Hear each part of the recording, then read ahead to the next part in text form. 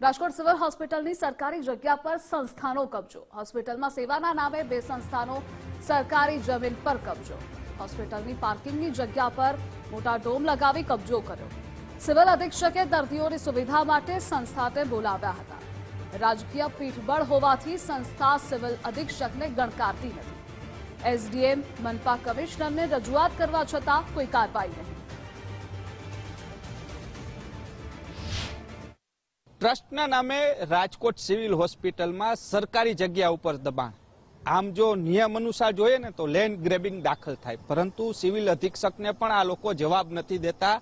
જે દર્દીઓ સાથે વાત થઈ કે રાત આખી બહાર વિતાવી પડે છે ને સિવિલ અધિક્ષક કહી રહ્યા છે કે આ છે જગ્યા તમે ખોલો અને રાતના દર્દીઓ માટે ડોરમેટ્રી બનાવવાનું પ્લાનિંગ છે, પરંતુ સિવિલ અધિક્ષકને પણ જવાબ નથી દેતા। જો એક વખત સિવિલ અધિક્ષકના હાથમાં આની ચાવી વહી ગઈ ને એટલે આ જગ્યા વહી જવાનો ડર છે। એટલે આ દબાણ જે ખાનગી સંસ્થાઓએ કર્યું છે કે ટ્રસ્ટ બનાવી સેવાના નામે ન માત્ર દબાણ પરંતુ લાઇટ, પાણી અને તમામ વસ્તુઓ છે તે સિવિલ હોસ્પિટલની જ વાપરવામાં આવે છે। તો પછી હવે આ લોકો હોસ્પિટલના સત્તાધીશોને પણ જવાબ નથી આપતા।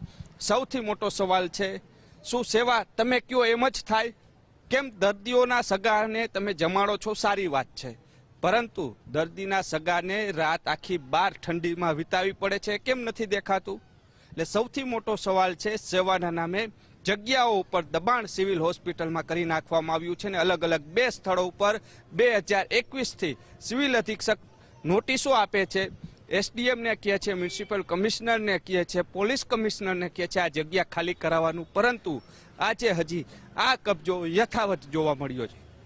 કેમેરા પર્સન દેવજી રંગાડિયા સાથે રહીમ લાખાણી, ગુજરાત ફર્સ્ટ, રાજકોટ। રાજકોટ સિવિલ હોસ્પિટલની અંદર ટ્રસ્ટના નામે દબાણ કરી નાખવામાં આવ્યું છે ને 2021થી આ જગ્યા સિવિલ હોસ્પિટલને પરત સોંપવાની કાર્યવાહી થઈ રહી છે, પરંતુ સેવા એ માત્ર ખાલી નામની જ છે। જમવાનું આપે છે, પરંતુ રાતવાસો છે તે દર્દીએ આ જ રીતના આ બારોબાર છે તે કરવો પડે તેવી પરિસ્થિતિ ઊભી થઈ છે।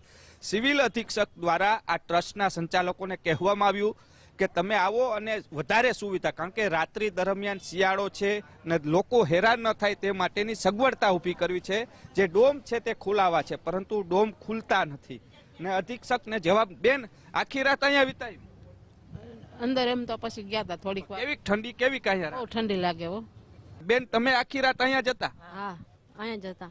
કેવી ઠંડી કેવી લાગી ત્યાં? બહુ જ લાગી ઠંડી। સગવડતા વધવી જોઈએ કે ઓલો ડોમ ખોલવું જોઈએ ડોમ? હા, બહુ જ ઠંડી લાગી। અંદર રહેવા દે તો એક જણા રહેવા દે તો બીજા અમે ક્યાં જાય સાહેબ? અમારા માણા બીમાર હોય તો અમે જઈ ક્યાં? આવી ટાઢના દવાની જરૂર પડે તો બહાર રહેવું પડે। હા એમ પેશન્ટ તો એક વ્યક્તિને તો ઉપડે નહીં, બે જણાની તો જરૂર પડે જ। પેશન્ટ ને બે જણાને તો ઉપાડવા જરૂર પડે ને, બે ને રહેવાની એક જ વ્યક્તિને રહેવા દઈશ।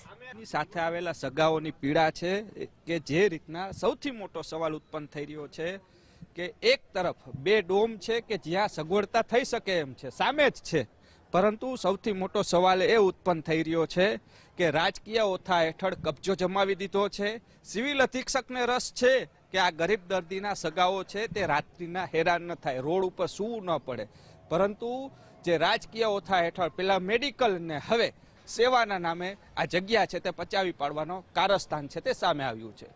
કેમેરા પર્સન દેવજી રંગાડિયા સાથે રહીમ લાખાણી, ગુજરાત ફર્સ્ટ, રાજકોટ।